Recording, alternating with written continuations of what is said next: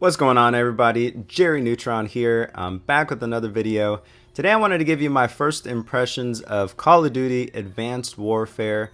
I just started playing this game today, and I just kind of wanted to make a few notes about some things that I noticed when playing the game, just to help people decide if maybe this is something that they want to pick up. So just jumping right into it, basically. This isn't scripted or anything. I'm just kind of going off some notes that I wrote down. But first thing I noticed is when initially launching the game, there's a lot of graphical options to choose from.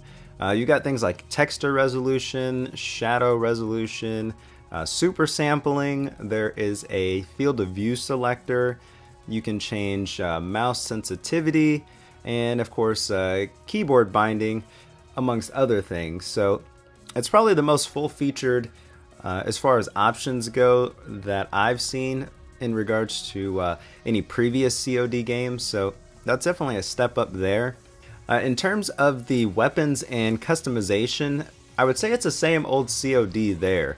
So you've got like your main weapon, your secondary, your attachments, you've got grenades and perks and wild cards. It gives you the option to customize the looks of the weapons, so kind of what you would expect from COD. That is still there. They've just kind of put a remix on things in terms of, you know, what kind of perks you can choose and you know, the kind of attachments, things like that. But same old COD there. Another thing I noticed is there are long wait times for certain games. Certain games take like 5 minutes to get enough people to get into, which is kind of concerning for me for a it's day 2 now, so day 2 release, and I'm having to wait for people to get into a game. Like, I don't understand that. I don't know where that's coming from. And you can't see how many people are playing a particular game mode, so you kind of just go into it blind.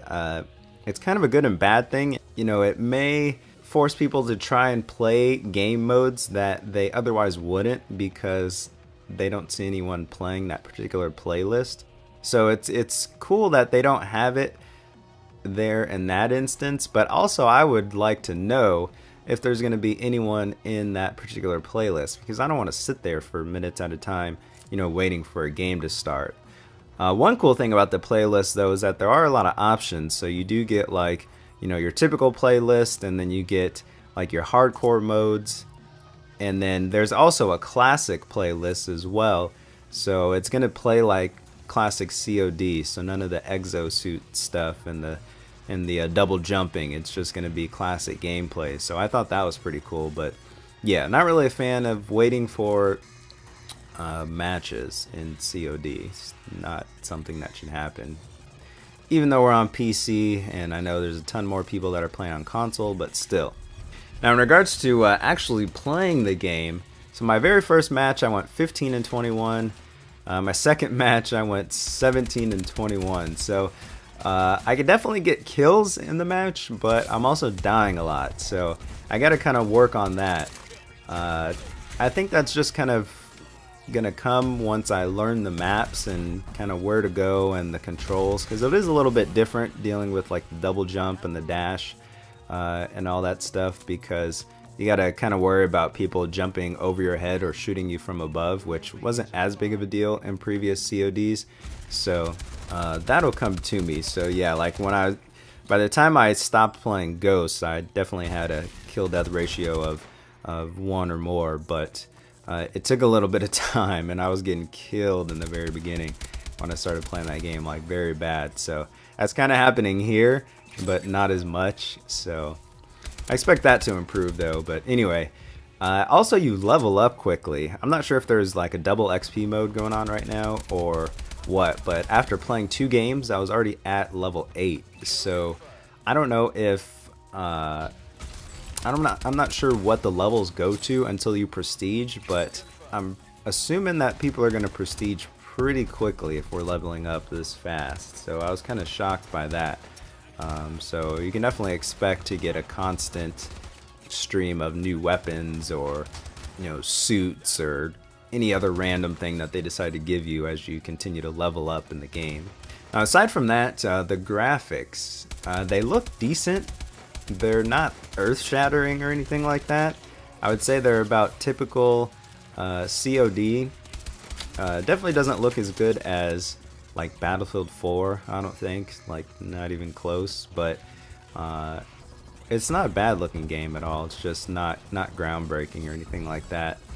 Another thing I noticed is that you can only see your player's ping on the scoreboard, so you can't see it prior to the game, which I guess kind of makes sense because you can't browse to a certain server, which sucks. But I would like to, you know, be able to see the ping prior to selecting a game so that I can get in a room where it's not gonna lag, or where there's not someone in you know, Australia trying to play in the same map as me. Like, I want to make sure everyone's got a good connection, because there's not really a lot of lag in the game, like as terms of just running around or like jumping and things like that. You don't see a lot of rubber banding, but I think they do have some lag compensation enabled, because a lot of times, and this is pretty classic in COD, like I had this problem in Black Ops as well, where you see someone, you start shooting them first, but then they kill you first. And then when you see the kill cam, they actually started shooting way before you ever even noticed them. And that does happen a lot in the game, I've noticed. So not really a fan of that. That's why I wish you could, you know, kind of browse for a particular server and make sure you get the strongest possible connection, so you don't really have to deal with that as much. But yeah, aside from that, not a fan of the season pass model.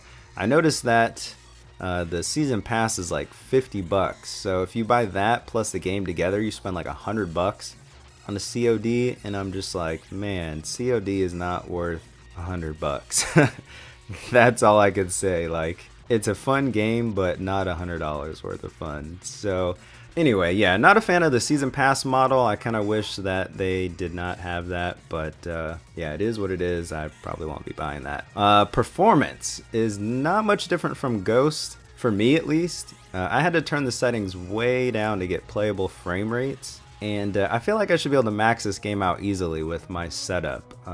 You know, playing a game like Battlefield 4, I can play on ultra settings, no issue. But here, I can't get consistent frame rates, so I've got to, you know, drop the settings way down just to get like 45 FPS, which is kind of crappy. But hopefully, there will be some things that come out in terms of drivers and things like that that will make the performance a little bit better. So now, as far as whether this game is better than Ghost, I would say that it is, I should say I like Ghost. I like the gameplay. I just didn't like the way that the game performed. So this game, I'm not really sure that it's better than Ghost in terms of the actual gameplay. Even in performance, I mean, I'm not really seeing anything different in terms of performance, so I can't really give it the nod on that. And then as far as gameplay, I'm not really seeing any maps that I'm like, oh, this is a good map, I like playing on this, which there were a couple in Ghost which I did like.